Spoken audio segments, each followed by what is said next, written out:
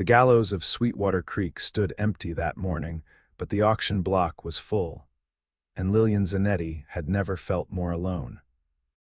The Arizona Territory of 1878 was unforgiving to women without protection, and as she stood trembling before the leering crowd of miners, cowboys, and drifters, the tears that streamed down her dirt-smudged face were not from the merciless sun beating down, but from a heart that had known too much betrayal. $500 for the Italian girl, shouted the auctioneer, a portly man whose sweat-stained shirt clung to his massive belly. Look at her fine features, gentlemen. Ain't often we get such quality merchandise in these parts. Lillian's wrists burned from the coarse rope binding them. Just 3 weeks ago, she had been traveling west with her uncle, her last living relative, only to discover his true intentions when he sold her to cover gambling debts. Now, she faced a fate worse than death, being sold to the highest bidder in this god-forsaken mining town.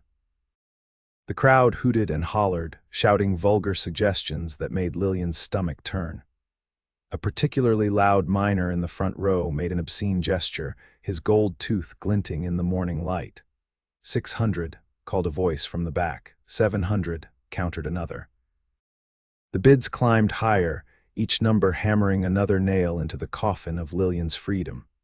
She closed her eyes, unable to look at the faces of the men who viewed her as nothing more than property to be bought and used. $1,000. The crowd fell silent. The voice was deep and steady, cutting through the cacophony like a knife. Lillian's eyes flew open, searching for its source. He stood at the edge of the crowd, tall and imposing against the backdrop of the dusty main street. Unlike the miners and townsmen in their filthy attire, this man wore a clean black shirt beneath a leather vest, dark pants tucked into well-worn boots. A Stetson cast a shadow over his features, but she could see the hard line of his jaw, the intense focus of his gaze as it met hers across the distance. "Well now, seems we got ourselves a serious buyer," the auctioneer said, his voice tinged with surprise. $1,000 from Mr. Ethan Sutherland. Do I hear 1,100? The silence stretched. No one dared challenge the bid. Lillian knew why. Even from where she stood, she could see the twin Colt revolvers holstered at the man's sides. Sold. The gavel came down with a crack that echoed through Lillian's bones. The girl goes to Mr. Sutherland. The transaction was completed with brutal efficiency. Money changed hands, and before Lillian could process what was happening, she was being guided, or rather, pushed toward her new owner. Up close, Ethan Sutherland was even more intimidating. His eyes, the color of storm clouds, surveyed her with an intensity that made her want to shrink away. He couldn't be more than 30, but the lines etched around his eyes spoke of a man who'd seen more than his share of hardship. "Please," she whispered, her voice catching on a sob. "Please don't hurt me." Without a word, he reached for her bound wrists. Lillian flinched, expecting pain, but instead felt the rope loosen as he cut through it with a knife that had appeared from nowhere. The relief was immediate, blood rushing back to her fingertips, but the fear remained. "You'll only know peace now," he said, his voice low enough that only she could hear. "I give you my word." Before she could respond, he draped his duster around her shoulders, shielding her from the prying eyes of the disappointed crowd. His hand on her elbow was firm but not painful as he guided her away from the auction block toward a wagon parked at the end of the street. "Why?" she managed to ask as they walked. "Why did you buy me?" Ethan Sutherland's expression remained unreadable. "No one should be sold like cattle," he said simply. "Especially not a woman. But what do you expect in return?" He stopped then, turning to face her fully. "Nothing that you're thinking," he said, a hint of anger coloring his tone. "I have a ranch 10 miles outside of town. You'll have a roof over your head, food in your belly, and no one will touch you. That's all." It sounded too good to be true, and in Lillian's experience, when something sounded too good to be true, it usually was. But what choice did she have? "My name is Lillian," she offered, clutching the duster tighter around her shoulders. "Lillian Zanetti." Something flickered in his eyes, surprise, perhaps, or recognition. Italian, my father was. He came over during the gold rush. She swallowed hard. He died 2 years ago, consumption. Ethan nodded, helping her up into the wagon with surprising gentleness. Well, Miss Zanetti, let's get you to somewhere safe. The journey to Ethan Sutherland's ranch was made mostly in silence. Lillian, exhausted from days of fear and uncertainty, found herself drifting in and out of consciousness, lulled by the rhythmic sway of the wagon. Each time she awoke, she would find Ethan's steady gaze checking on her before returning to the trail ahead. The ranch came into view as they crested a hill, not the largest property she had ever seen, but well-maintained, with a sturdy 2-story house, a barn, and several corrals where horses grazed peacefully. A creek wound its way through the property, the water glinting in the late afternoon sun. "It's beautiful," she murmured, surprising herself with the sincerity in her voice. Ethan's face softened slightly. "Been building it up for 8 years now, started with nothing but the land and a dream. A dream." Lillian had had those once dreams of a husband who would love her children, a home to call her own. Those dreams had died a slow death after her father's passing and her uncle's betrayal. As the wagon pulled up to the house, the front door opened and an older woman emerged, her silver-streaked hair pulled back in a severe bun, her expression one of curiosity. "Mrs. Holloway," Ethan called out, bringing the wagon to a stop. "Got company." The woman's eyebrows rose as she took in Lillian's disheveled appearance. "I can see that," she said dryly. "And what exactly am I supposed to do with her?" "She needs a bath, clean clothes, and a hot meal," Ethan said, jumping down from the wagon and coming around to help Lillian. "And a place to sleep." Mrs. Holloway's shrewd eyes narrowed. "And what exactly is she to you, Mr. Sutherland?" Ethan's jaw tightened. "She's a guest, Mrs. Holloway, one who's had a rough time of it, that's all you need to know." The older woman huffed but nodded. "Very well, come along, girl. Let's get you cleaned up." Lillian hesitated, glancing at Ethan. Despite the circumstances of their meeting, he was the only familiar face in this new place. "It's all right," he assured her. "Mrs. Holloway's bark is worse than her bite. She's been housekeeper here since I built the place." With a tentative nod, Lillian followed the older woman into the house, feeling Ethan's eyes on her back until the door closed behind them. The interior of the Sutherland ranch house was surprisingly comfortable. Simple but well-crafted furniture filled the rooms, and clean curtains hung at the windows. Mrs. Holloway led Lillian upstairs to a bedroom that overlooked the creek. "Baths through there," she said, pointing to an adjoining room. "I'll have water brought up and find you something clean to wear. Can't have you walking around in those rags." "Thank you," Lillian said softly. "You're very kind." Mrs. Holloway's stern expression softened marginally. "Don't thank me yet. I don't know what Mr. Sutherland was thinking, bringing home a stray like this.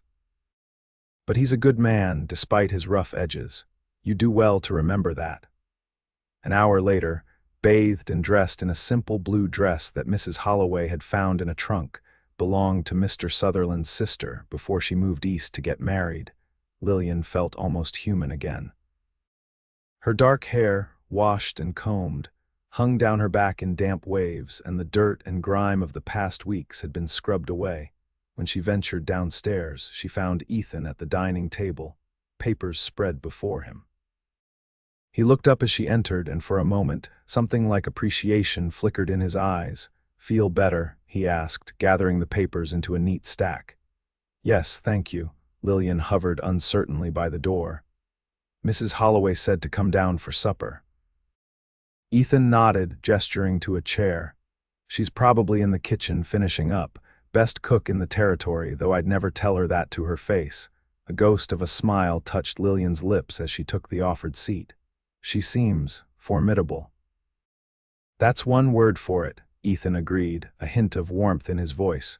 "She's been with me since the beginning, helped me build this place from nothing." "It's a fine home," Lillian said, her eyes traveling over the simple but comfortable furnishings. "It serves its purpose." Ethan's gaze was assessing. "Miss Zanetti, Lillian, please," he nodded, Lillian, I want to be clear about something. You're not a prisoner here, you're not property. The words seemed to leave a bad taste in his mouth. I bought your freedom, not you. As soon as you decide where you want to go, I'll help you get there. Lillian stared at him, disbelief warring with a fragile hope. You would do that? For a stranger? Something dark passed across Ethan's features. Let's just say I know something about being treated like less than human. Before she could question him further, Mrs. Holloway bustled in with a steaming pot of stew and freshly baked bread. The conversation turned to simpler things: the weather, the cattle, the upcoming harvest.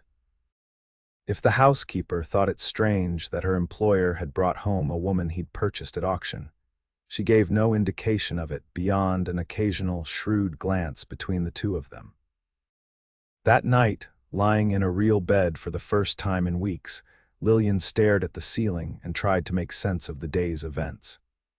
Had it really been only this morning that she stood on that auction block, certain her life was over? And now here she was, clean, fed, and safe, all because a stranger had decided she deserved better. It didn't make sense.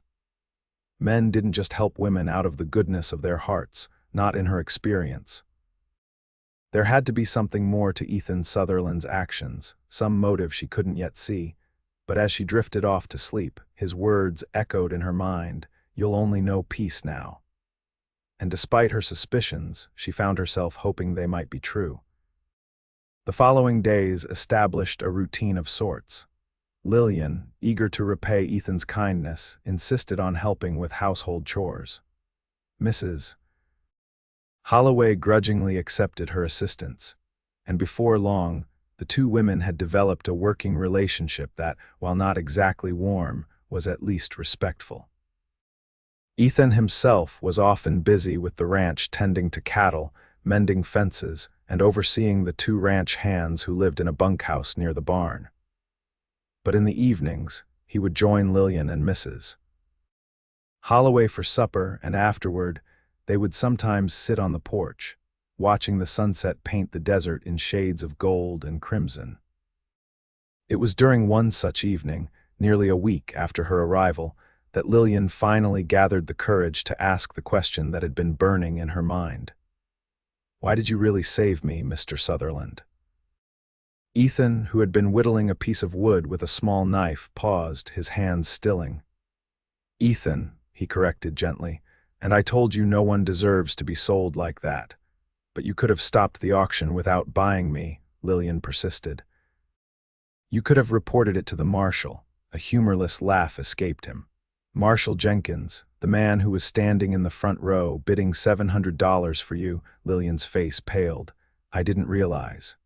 This territory's still wild, Lillian. Law is whatever men with power say it is." Ethan's voice was bitter. "I learned that lesson the hard way." She waited, sensing there was more to the story, but Ethan had returned to his whittling, his expression closed off. After a moment of silence, he spoke again, his voice quieter. "I had a sister, Rose. She was a lot like you, dark hair, same spirit in her eyes." He kept his gaze on the wood in his hands. "Our parents died when we were young. I did my best to raise her, to protect her, but I failed." Lillian's heart clenched. "What happened to her?"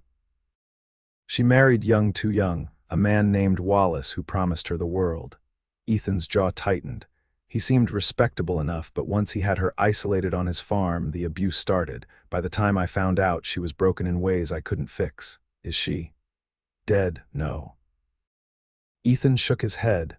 "She's back east now, living with our aunt, safe but changed. She'll never be the Rose I knew." Lillian reached out hesitantly, her fingers brushing his arm. "I'm sorry." Ethan's eyes met hers, the usual guardedness momentarily gone.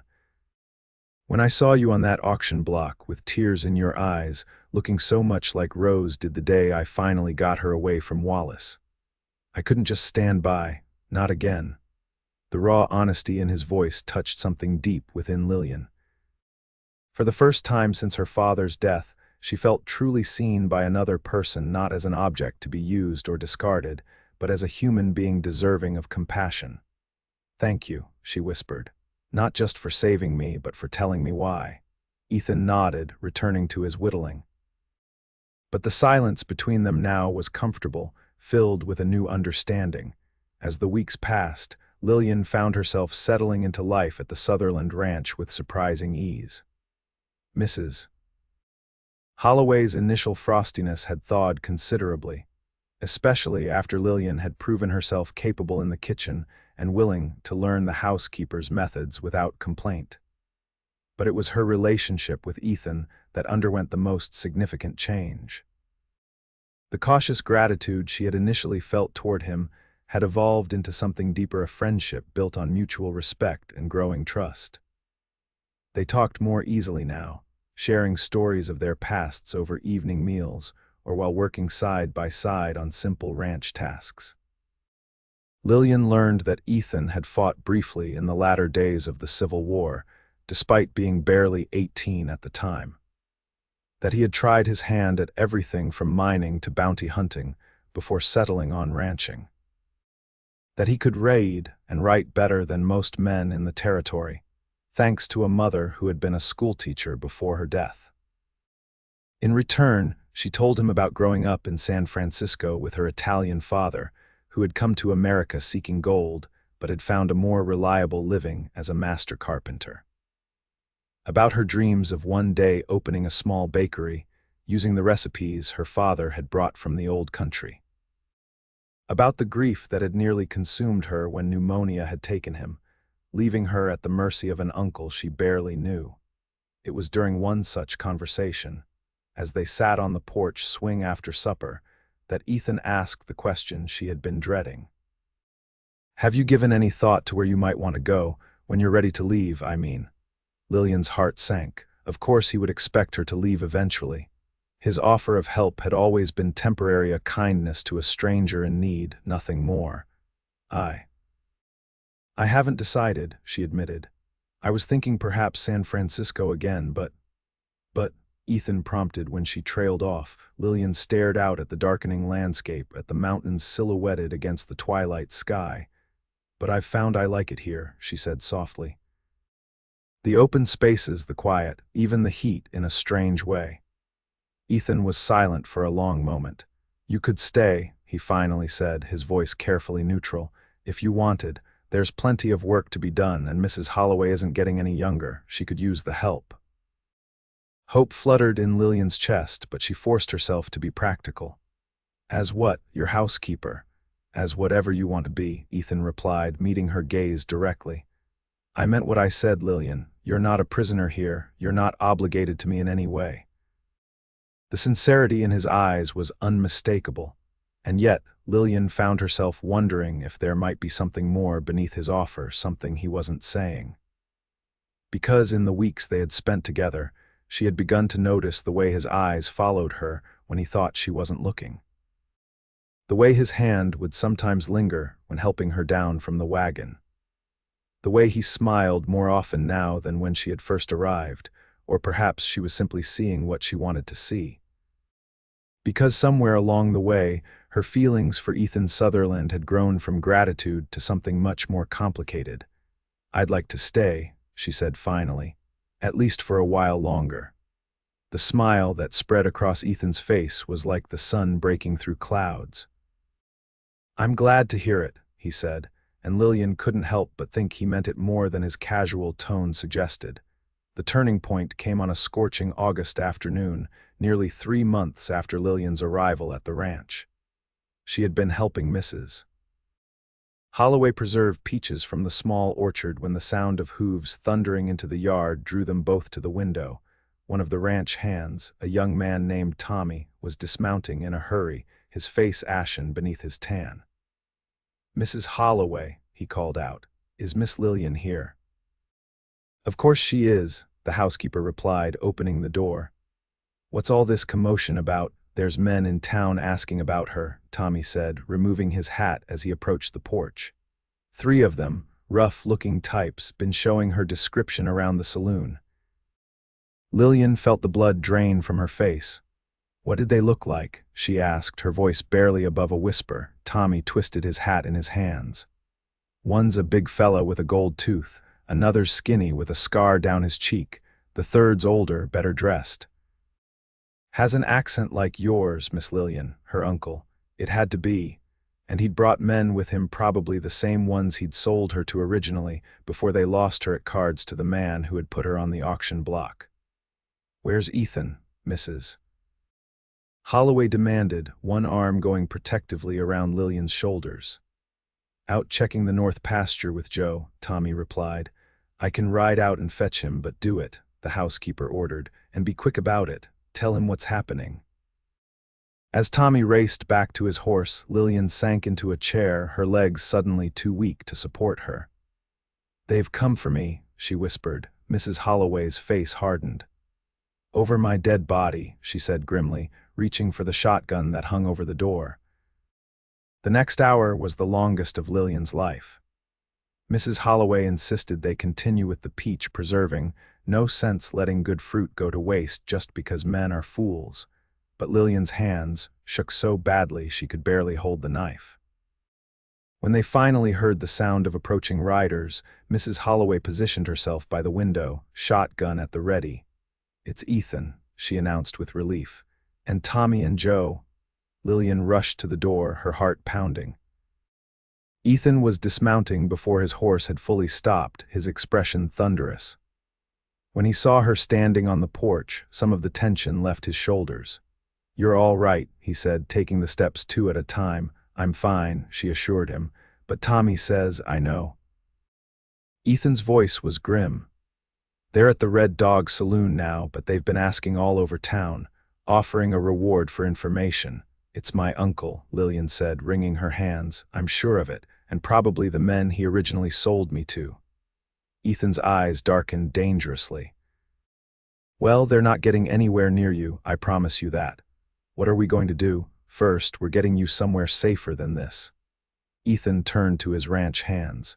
Joe, ride to the Thompson place. Tell Frank I'm calling in that favor he owes me. Tommy, get back to town. Keep an eye on those men, but don't let them see you. Both men nodded and headed back to their horses. Mrs. Holloway, Ethan continued, pack a bag for Lillian, just essentials. The housekeeper nodded, her usual acerbic commentary absent in the face of the crisis. Where am I going? Lillian asked, trying to keep the panic from her voice. Ethan's face softened as he looked at her. He corrected. Where are we going? And the answer is the old line shack up in the high country. No one knows about it except my men, and they won't talk. But what about the ranch, your cattle? Joe and Tommy can handle things for a few days, with Mrs. Holloway keeping an eye on them. Ethan's voice brooked no argument. You're more important, Lillian. The simple declaration stole her breath. Before she could respond, Ethan was moving again, giving instructions to prepare for their departure. Within the hour, they were riding away from the ranch, Ethan leading the way on his stallion while Lillian followed on a steady mare.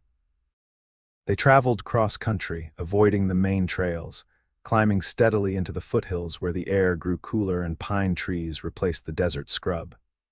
The line shack was indeed small, just one room with a bed, a table, 2 chairs, and a wood stove, but it was clean and well-maintained. Ethan lit a fire to ward off the evening chill while Lillian arranged their provisions. How long will we stay here? She asked as night fell, bringing with it a blanket of stars more brilliant than any she had ever seen. Until I'm sure those men are gone, Ethan replied, checking the loads in his revolvers. A few days, maybe longer. Lillian wrapped her arms around herself, suddenly cold despite the fire. I'm sorry for bringing this trouble to your door. Ethan set his guns aside and crossed to where she stood. You have nothing to apologize for, he said firmly. Nothing that's happened to you is your fault. But you've done so much for me, and now you're risking everything, Lillian.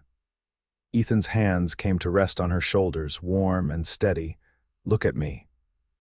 She raised her eyes to his, finding not the anger or resentment she feared, but something else entirely, something that made her heart skip a beat. I would risk everything for you, he said simply, because somewhere along the way you became everything to me. Lillian's breath caught. Ethan.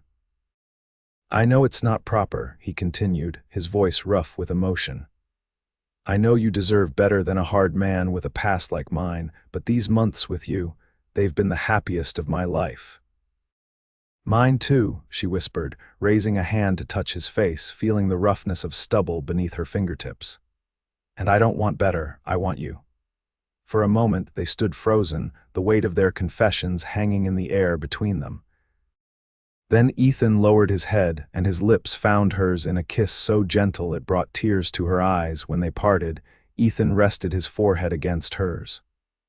When this is over, he promised, when you're safe, we'll talk about the future. Our future, if you want that. I do, Lillian assured him, her heart fuller than she had ever thought possible. More than anything. The small line shack, with its single room and modest furnishings, became their sanctuary for the next 3 days. During daylight hours, Ethan would scout the surrounding area, making sure they hadn't been followed, while Lillian tended to their simple camp. In the evenings, they would sit by the fire, talking of their hopes and dreams, of the life they might build together once the danger had passed. On the 4th morning, they heard a horse approaching. Ethan immediately positioned Lillian behind him, his revolver drawn, but relaxed when he recognized Tommy's distinctive whistle. It's all right, he told Lillian, holstering his weapon. It's one of my men. Tommy brought news that the 3 men had left town after getting into a brawl at the saloon. Marshal Jenkins locked them up for the night, then ran them out of the county the next morning, he reported. Said he didn't care for the way they were stirring up trouble. Lillian's relief was tempered with skepticism. They'll be back, she said quietly. My uncle isn't one to give up easily, especially when money is involved. Then we'll be ready, Ethan said, his expression determined. But for now, let's go home, home. The word filled Lillian with a warmth that had nothing to do with the morning sun. Because she knew now that home wasn't a place, it was wherever Ethan was. The return to the ranch brought a surprise. A letter waiting for Ethan, delivered by the circuit riding judge who had passed through town. It's from my sister, Ethan said, reading it quickly. His face broke into a rare, full smile. She's coming for a visit, first time in 5 years. Lillian's heart raced. That's wonderful. When? Next month. Ethan looked up from the letter, his eyes meeting hers with a question in them. She says she's looking forward to meeting the woman who's stolen her brother's heart. A blush heated Lillian's cheeks. You wrote to her about me, of course. Ethan set the letter aside, taking her hands in his. Lillian, I know this isn't the most romantic setting and I don't have a ring yet, but I love you, and if you'll have me, I want to marry you. Tears of joy sprang to Lillian's eyes. Yes, she whispered, then louder. Yes, their kiss was interrupted by Mrs. Holloway clearing her throat pointedly from the doorway. About time, the older woman said, but her usual stern expression was softened by a smile. Now, if you two are quite finished, there's supper waiting. The weeks that followed were the happiest of Lillian's life. With Ethan's encouragement, she began experimenting with her father's old recipes, filling the ranch house with the scents of fresh bread and pastries. Plans for a small autumn wedding took shape, with Mrs. Holloway secretly working on a dress, and Ethan riding to the nearest large town to order a proper ring. The shadow of her uncle and his associates still loomed, but it seemed more distant with each passing day. Ethan had spread the word among neighboring ranchers to be on the lookout for strangers asking about Lillian, and the community had rallied around them with surprising solidarity. It's because they respect you, Lillian told Ethan one evening as they sat on their favorite porch swing. You've earned their loyalty. Maybe, Ethan allowed, his arm warm around her shoulders, or maybe they just like your apple pies too much to risk losing their supply. Lillian laughed, nestling closer to him. Either way, I'm grateful. The peaceful moment was shattered by the sound of approaching riders, not the usual single horse of a ranch hand returning, but multiple mounts moving quickly. Ethan was on his feet in an instant, his hand going to the revolver he still wore even at home. Get inside, he told Lillian. Now. But it was too late. 3 riders pulled up in the yard, and Lillian's blood ran cold as she recognized her uncle, Vittorio Zanetti, flanked by the 2 men Tommy had described, one massive with a gleaming gold tooth, the other thin and scarred. Ah, there she is. Vittorio called out, his Italian accent thicker than Lillian remembered. My beloved niece at last. Get off my property, Ethan said, his voice deadly calm as he positioned himself in front of Lillian. Vittorio's smile didn't reach his eyes. I am afraid I cannot do that, senor. You see, the girl is mine, my brother's child, my responsibility. The responsibility you fulfilled by selling her. Ethan's hand hovered near his gun. A misunderstanding, Vittorio said with a dismissive wave. These gentlemen will explain that there was never any sale. They will testify that you kidnapped her from our camp as we traveled west. The big man with the gold tooth grinned menacingly. That's right. Took her right from under our noses, you did. 3 witnesses against your word, Vittorio continued. Even in this backward territory, the law will side with us. Unless, of course, you wish to avoid such unpleasantness with a private arrangement. How much? Ethan asked, his voice flat. Lillian gasped. Ethan, no, he squeezed her hand, a silent signal to trust him. $2,000, Vittorio said promptly, a fair price to avoid scandal and unfortunate accidents. Ethan appeared to consider this. I'll need to get the money from inside, wait here. Ethan, please, Lillian whispered as he turned toward the house. Don't give them anything. His eyes met hers, and the cold determination she saw there sent a shiver down her spine. Trust me, he murmured, loud enough only for her to hear. As Ethan disappeared into the house, Vittorio dismounted, approaching the porch with his arms outstretched. Lillian, my dear. Look how well you have grown. Your poor father would be so proud. Don't speak of my father, Lillian said, her voice shaking with fury. He would be disgusted by what you've done. Vittorio's face hardened. You know nothing of what I've done, girl. Nothing of the debts your father left, the burden you became. The burden worth $2,000, she challenged. Before Vittorio could respond, the door opened behind Lillian. But it wasn't Ethan who emerged, it was Mrs. Holloway, shotgun raised and aimed directly at Vittorio's chest. That's far enough, the housekeeper said calmly. At the same moment, Lillian became aware of movement from the direction of the barn. Joe and Tommy had emerged, rifles ready, positioning themselves to cover the 2 men who remained mounted. And then Ethan was back, but instead of money, he carried a folded document. This, he said, descending the porch steps to face Vittorio, is a bill of sale. Signed by a man named Harlan Watts, who says he won Lillian in a poker game from a certain Italian gentleman matching your description. Vittorio's face paled. That proves nothing. Maybe not on its own, Ethan agreed, but coupled with the testimony of 20 witnesses who saw your niece sold at auction and my own sworn statement as a respected property owner in this county. Well, I think Marshal Jenkins might be very interested. The marshal is a reasonable man, Vittorio blustered. He will understand the confusion. The marshal, Ethan interrupted, has a daughter about Lillian's age, and he doesn't take kindly to men who traffic in women. I imagine the penalty for such a crime would be quite severe. A tense silence fell over the yard.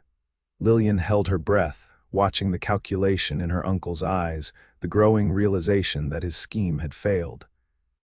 Perhaps, Vittorio said finally, backing toward his horse, there has indeed been a misunderstanding. I see my niece is well situated here. She is, Ethan confirmed, and she's going to be my wife, so I suggest you leave this territory and never return.